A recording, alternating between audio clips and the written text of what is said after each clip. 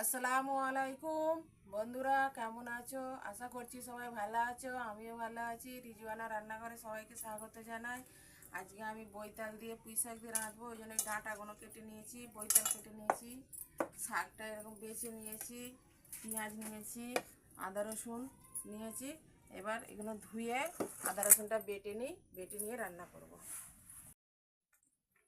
কড়াটা গরম হয়ে গেছে, চাপিয়ে দিয়েছি, তেল দিয়ে দিব। দাদু কোথায় গেছে? তেলটা গরম হয়ে গেছে, পেঁয়াজ দিয়ে দেবো।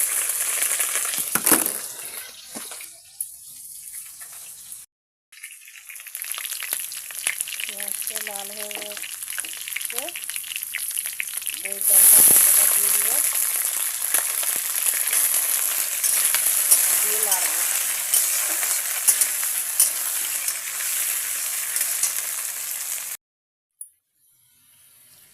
এরকম করে লেগেছে, এবার পানি বেরিয়ে গেছে।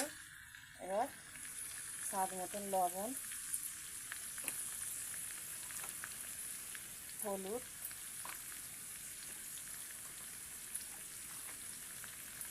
লঙ্কা, জিরে,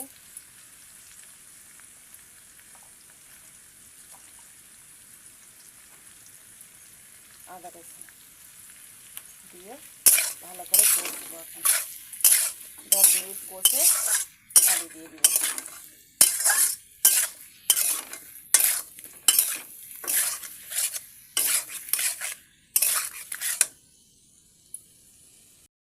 10 মিনিট কষা হয়ে গেছে, পানি দিয়ে দিচ্ছি।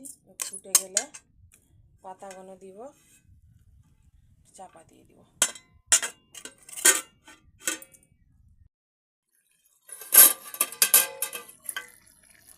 ফুটে গেছে,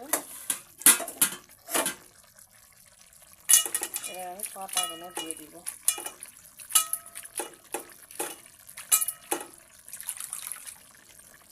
আগের পাতাগুলো দিয়ে দিব।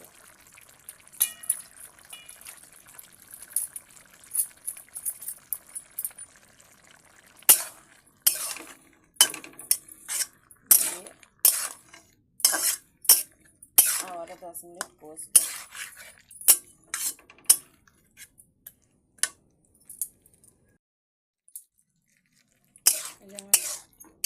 রান্না কমপ্লিট হয়ে গেছে। এত সুন্দর সেন্ট ছাড়ছে, কি বলবো আর।